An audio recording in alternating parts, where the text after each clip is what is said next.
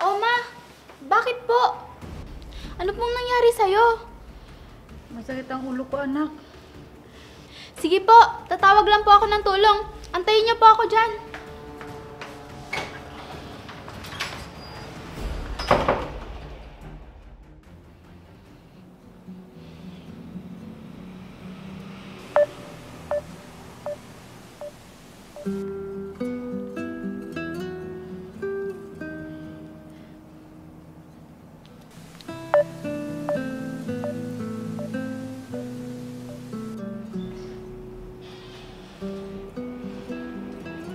Nasaan na kaya si JR?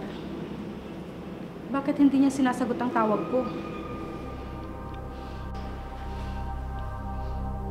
Bakit kaya ganito nararamdaman ko?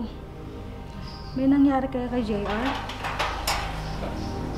Baka siya na yun.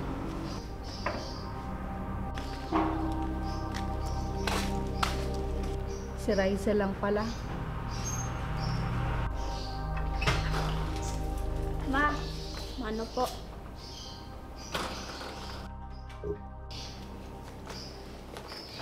Kamusta ang exam mo, anak? Mabuti naman po, Ma. Perfect po ang exam ko kanina. Mabuti naman kung ganon. Ma, bakit parang malungkot ka? May problema po ba kayo ni Papa? Wala naman, anak. Hinihintay ko nga siya eh. Bakit, Ma? Hindi pa po ba siya umuwi mula kahapon? Hindi pa nga, anak. Baka busy lang at nag-overtime na naman. Ganun po ba? Lagi na lang po siyang ganun, Ma. Mamaya siguro nandito na yun. Andiyan na po siguro si Papa, Ma. Sige po, pasok muna po ako sa kwarto para magbihis. Sige, anak.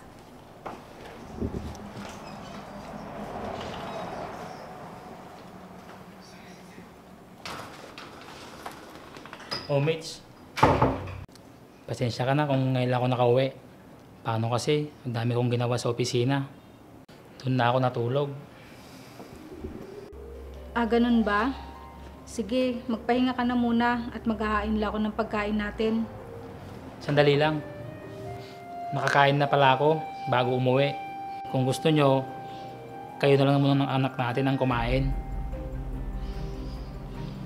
Sige, ikaw ang bahala.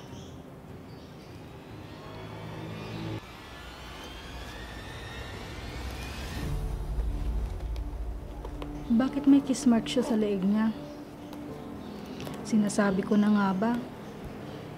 Iba na naman ang kutob ko. Sige mates, pasok mo sa kwarto natin. Pagod kasi ako. Sige. Hindi ka na talaga magbabago, JR.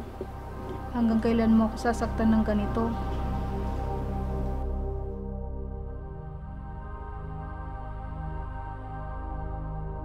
Ana, nagustuhan mo ba yung singsing na regalo ko sa'yo? Oo naman. Siguro, mamahalin to. Oo naman, kasi mahal kita. Binobola mo naman ako.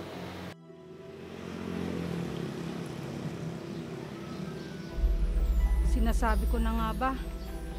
Mabuti pa yung babaeng yun. Niregalohan niya ng mamahaling alahas.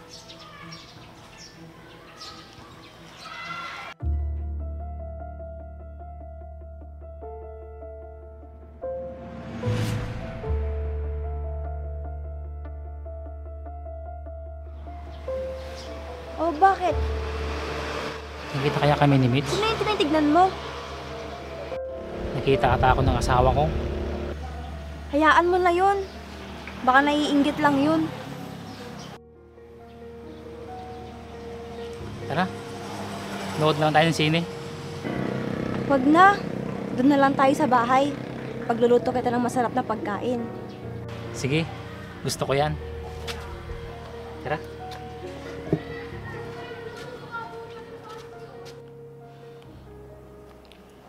Bakit ganun si JR? Sarili lang niyang iniisip niya.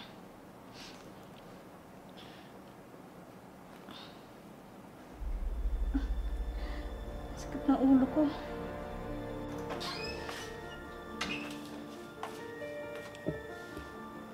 Ma? Oh, Ma. Bakit po? Ano pong nangyari sa'yo? Masakit ang ulo ko, anak. Sige po, tatawag lang po ako ng tulong. Antayin niyo po ako dyan.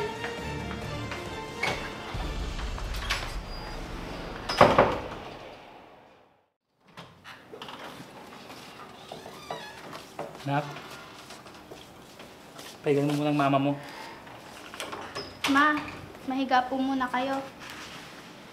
Mates, gusto mo bang kumain para makinom ka ng gamot mo?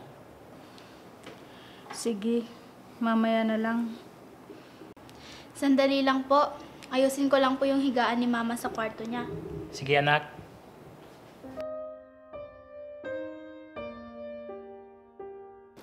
Alam kong ilang araw, buwan na lang ang itatagal mo, mates. Sabi ng doktor, hindi ko man lang may paramdam sa'yo ang pagmamahal bilang asawa mo. JR, mahal na mahal ko kayo ng anak natin. Lagi mong tatandaan yan, ha? Mates, tawarin mo ako kung paulit-ulit kitang pinagtaksilan. Pinapatawad na kita, JR. Akala ko, hindi mo ako mahal, mates. Kasi wala man lang akong narinig na sumbat mula sa'yo sa mga pagtataksil ko sa'yo. Kaya pinagpatuloy ko ang pagkikipagrelasyon ko sa ibang babae. Hindi ako nagagalit dahil ayoko magkahiwalay tayo. Iniisip ko ang anak natin na kapag nagkaroon siya ng isang broken family, baka pagtawanan lang siya ng ibang tao. Patawad. Hindi ka sana nagkasakit ng kanyan kung hindi dahil sa akin. Huwag mo sisihin ang sarili mo. Nandito na to. Basta, huwag mong pababayaan si Rysel. Mahal na mahal ko kayo. Oo, pangako, mates. Mahal din kita. Sana, pag nag-asawa kang muli, mahalin niyo ang anak natin tulad ng pagmamahal ko sa kanya.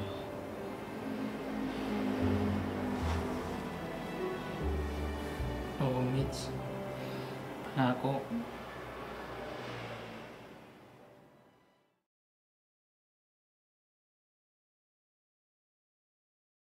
Huwag mong pababayaan ang anak ko. Mahal na mahal ko kayo. Mates? Mates? Alam kong ikaw yan.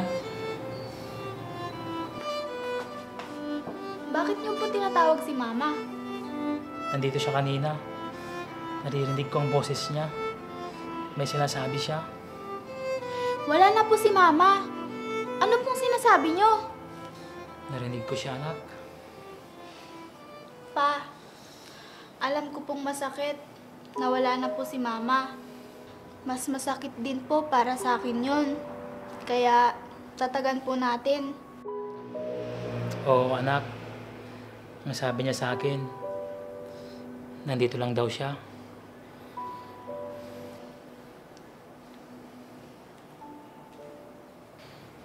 Anak, pangako, hindi kita papabayaan. Masaya na po si Mama. Alam niya po na hindi niyo po ako pababayaan. Huwag kang mag-alala, mates. Mahal na mahal ko ang anak natin. Tulad ng pagmamahal na binigay mo sa amin. Maraming salamat sa lahat-lahat. Hindi kita makakalimutan.